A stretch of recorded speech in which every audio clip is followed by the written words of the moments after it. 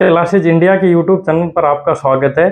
हमारे चैनल पर जो वीडियो की सीरीज चल रही थी जिसमें हम किसी भी सब्जेक्ट से रिलेटेड उसके जो कोई भी टॉपिक होते हैं उनके टॉप 10 क्वेश्चन जो बार बार किसी एग्जाम में रिपीट होते हैं वो कराने जा रहे थे। तो उसी क्रम में हम जो अपना अगला वीडियो है वो लेके आए हैं। इसमें हम मैथमेटिक्स का गणित का एक जो टॉपिक होता है प्रॉफिट एंड लॉस, लाभ और हानि, उसका कॉन्सेप्ट आपको बताएंगे। अब जो वीडियो है टॉपिक के हिसाब से दो वीडियो में आएंगी, जिसमें एक में तो आपको कॉन्सेप्ट बताया जाएगा और दूसरी वीडियो में आपको टॉप 10 क्वेश्चन या जो ऐसे 10 क्वेश्चन जो बार बार एग्जाम में आते हैं और 80% जो पेपर है उन्हीं प्रश्नों से बनता है वो आपको कराया जाएगा। तो आज का जो हमारा टॉपिक रहेगा वो रहेगा प्रॉफिट एंड लॉस, लाभ और हानि। तो देखते हैं इसका कॉन्सेप्ट कैसे, क्या इसमें किस प्रकार के क्वेश्चन आते हैं, क्या कॉन्सेप्ट हमें लगाना है। तो आज का जो हमारा टॉपिक है वो है प्रॉफिट एंड लॉस। इसको हिंदी में बोलते हैं लाभ और हानि। देखो ये जो टॉपिक है इसमें कुछ खास ऐसे समझने का नहीं है, इसमें बस सिंपल चीज है। प्रॉफिट एंड लॉस वाले टॉपिक में सिंपल क्या है कि आपने कोई चीज खरीदी, आपने जितने रुपए में उस चीज को खरीदी, अगर उससे ज्यादा में आप बेच रहे हो, मतलब आपने जितना आपका क्रेडिट प्राइस है, जितने में आपने जो वस्तु ली है उससे ज्यादा में बेच रहे हो तो ऑब्वियस है आपको लाभ होगा, प्रॉफिट होगा। और जितने में खरीदी उससे कम में बेच रहे हो तो आपको हानि होगी। तो बस आप में दो ही चीज रखनी है, ध्यान रखनी है कि जितने में खरीदी उससे ज्यादा में बेच रहे हैं तो लाभ हो रहा है, जितने में खरीदी उससे कम में बेच रहे हैं तो हानि हो रही है। तो इसमें कुछ 4-5 टर्म है जो मैं एक बार आपको बता देता हूँ। इसमें क्या होता है, क्या क्या टर्म होती है। एक तो होता है क्रय मूल्य, क्रय मूल्य जिसको हम बोलते हैं सीपी, ये होता है क्रेडिट प्राइस। दूसरा होता है विक्रय मूल्य,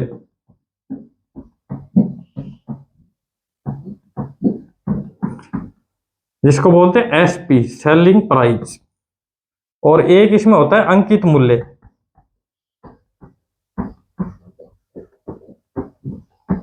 जिसको बोलते हैं एमपी, और इसकी फुल फॉर्म होती है मार्किंग प्राइस। तो ये तीन ही टर्म है, इन्हीं के आसपास पर्सन घूमते हैं।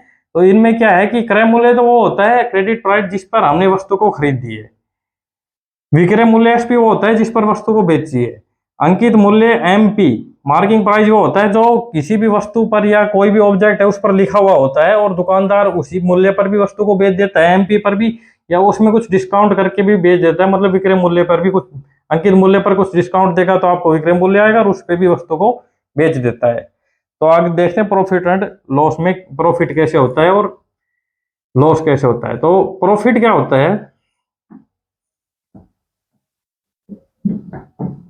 प्रॉफिट लाभ जो है वो होता है विक्रय मूल्य, जो हमारा विक्रय मूल्य होता है, सेलिंग प्राइस जो होता है, उसमें से क्रय मूल्य को घटाने पर प्रॉफिट प्राप्त होता है, क्रेडिट प्राइस को।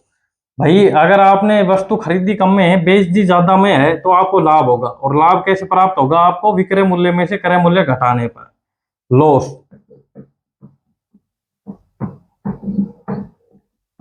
हानि, हानि क्या होती है कि जब क्रय मूल्य ज्यादा हो,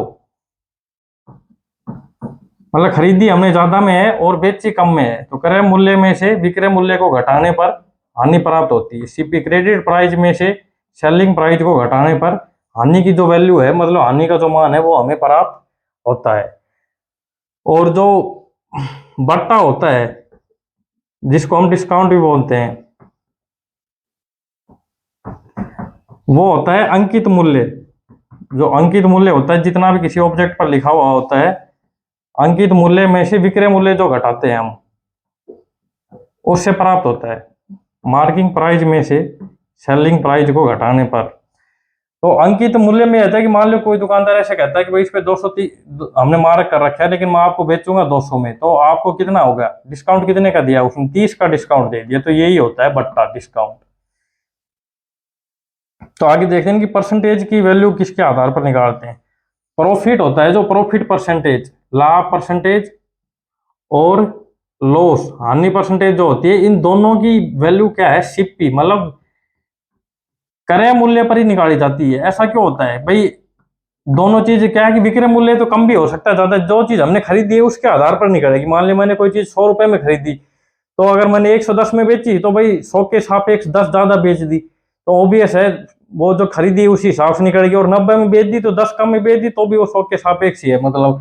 तो क्रय मूल्य जो क्रय मूल्य के आधार पर ही लॉस परसेंटेज और प्रॉफिट परसेंटेज होता है।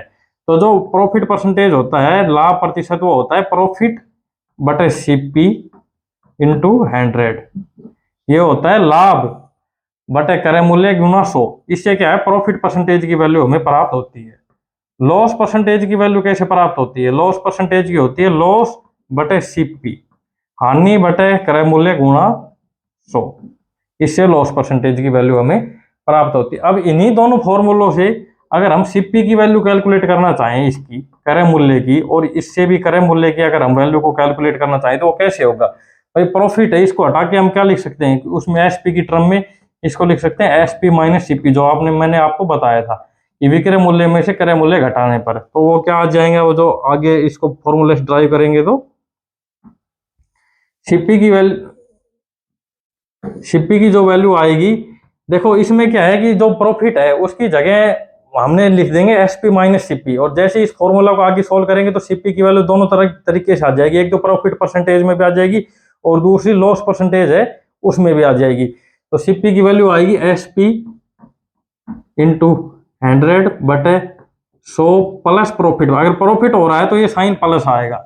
और जो सीपी की वैल्यू है, क्रय मूल्य की वैल्यू, वो हानि की टर्म में क्या आएगी, एसपी इंटू 100 बटे 100 माइनस, अगर हानि हो रही है तो लॉस परसेंटेज, ये वैल्यू आएगी। हम डायरेक्ट कैलकुलेट कर सकते हैं।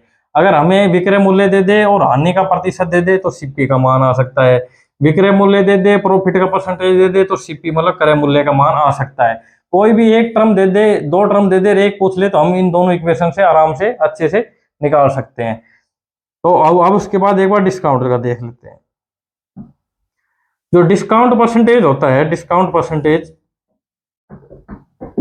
जिसको हम बट्टा भी बोलते हैं, बट्टा परसेंटेज होता है, वो एमपी के सापेक्ष, भाई हमें कोई मतलब जो अंकित मूल्य है उसके सापेक्ष होता है। ऐसा क्यों होता है? वो मान लो कोई चीज ऐसे है कि भाई कोई आदमी हमें कोई चीज 500 में दे रहा है और उसमें 50 का डिस्काउंट कर रहा है, तो डिस्काउंट 500 के आधार पर ही करेगा क्योंकि उस पर 500 लिखा हुआ रहेगा, तो उसी के ऊपर बट्टा देगा। वो ऐसे थोड़ी है कि हमें सेलिंग प्राइस की, मैं आपको 50 का डिस्काउंट दे रहा हूँ लेकिन 450 पर आपको मतलब 450 पर वो करके दूंगा, तो ऐसा नहीं होता है। तो मार्किंग प्राइस जो होता है अंकित मूल्य पर देता है। तो डिस्काउंट परसेंट होता है डिस्काउंट बटे एमपी गुणा 100। अगर इससे भी हम एसपी की, जो एमपी की वैल्यू कैलकुलेट करना चाहे तो वो किस तरीके से होगी? यहाँ डिस्काउंट की जगह हम क्या लिख सकते हैं, डिस्काउंट की जगह लिख सकते हैं एमपी माइनस एसपी। इस इक्वेशन को जैसे ही हम आगे सोल्व करेंगे तो ये कैसे होगा, एसपी, तो ये एमपी की वैल्यू, सॉरी एमपी की वैल्यू किस तरीके से होगी मैं आपको बताता हूं।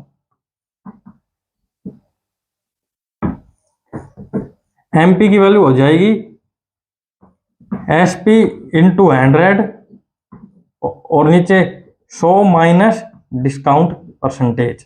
डिस्काउंट जो देता है तो इस आधार पर हम एमपी की वैल्यू निकाल सकते हैं। अब हमारे पास क्या है, दो इक्वेशन आ गए हैं। अगर आप देखेंगे तो एक जगह तो हमने क्या है, एमपी की वैल्यू कैलकुलेट कर रखी है, और एक जगह हमने सीपी की करी थी जिसमें एसपी था। देखो एसपी इंटू 100 और यहाँ नीचे हमने किया था 100 प्लस प्रॉफिट परसेंटेज। तो ये दो इक्वेशन हमारे पास आ गई, जिसमें एक में तो सीपी क्रय मूल्य और एक में एमपी अंकित मूल्य आ गया। यहाँ दोनों तरफ क्या है, विक्रय मूल्य के सापेक्ष, और यहाँ डिस्काउंट में, और यहाँ एसपी मतलब विक्रय मूल्य के सापेक्ष प्रॉफिट में दी है।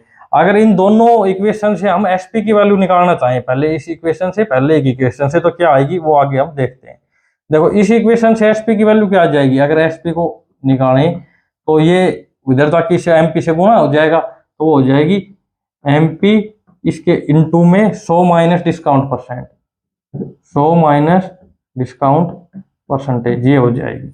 और इससे अगर एसपी की वैल्यू निकालें, एसपी की, तो ये क्या हो जाएगी, ये इधर जाके गुणा होगा सीपी से, तो CP into 100 plus profit percentage, और इसके नीचे ये जो ऊपर एसपी के साथ गुणा नीचे ये 100 जाएगा, और इधर भी जो एमपी के साथ ऊपर गुणा था ये 100 इसके नीचे हो जाएगा।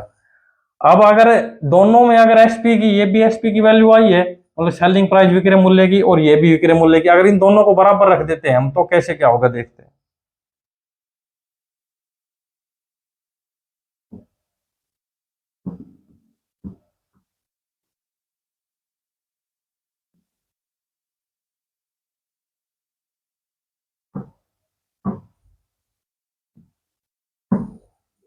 मैं एक बार ही मिटा देता हूँ बचा हुआ।